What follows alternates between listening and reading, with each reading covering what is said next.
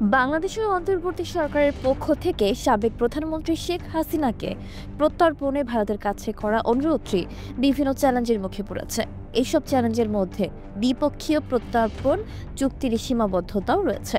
গতকাল the economic টাইমসের এক প্রতিবেদনে এইসব তথ্য তুলে ধরা হয়েছে।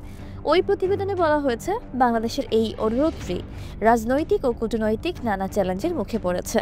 পত্রিকাটি বিশ্বস্ত সূত্রের বরাত দিয়ে জানিয়েছে, ভূ রাজনৈতিক কারণ বিবেচনায় ভারত তার ঘনিষ্ঠ মিত্রদের ত্যাগ করবে না। ভারত বাংলাদেশ প্রত্যর্পণ চুক্তি অনুযায়ী রাজনৈতিক প্রকৃতির যে কোনো অনুরোধ কার্যকর না করার সুযোগ রয়েছে।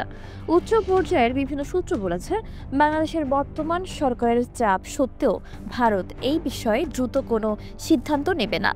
প্রতিবেদনে বলা হয়, শেখ হাসিনা এমন একজন নেত্রী যিনি ভারতের স্বার্থ রক্ষা করেছেন, চরমপন্থীদের দমন করেছেন এবং উপ-আঞ্চলিক সহযোগিতা বাড়িয়েছেন। তার প্রত্যর্পণ ভারতের প্রতিবেশী মিত্রদের ভুল বার্তা পাঠাবে।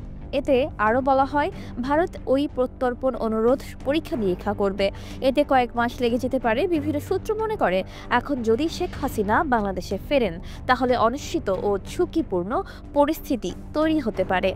ভারত বাংলাদেশ বর্তমান সম্পর্কের আলোকে শেখ হাসিনার প্রত্যর্পণ ইস্যুটি জটিল এবং সময় সাপেক্ষে মনে করেন রাজনৈতিক বিশ্লেষকরা।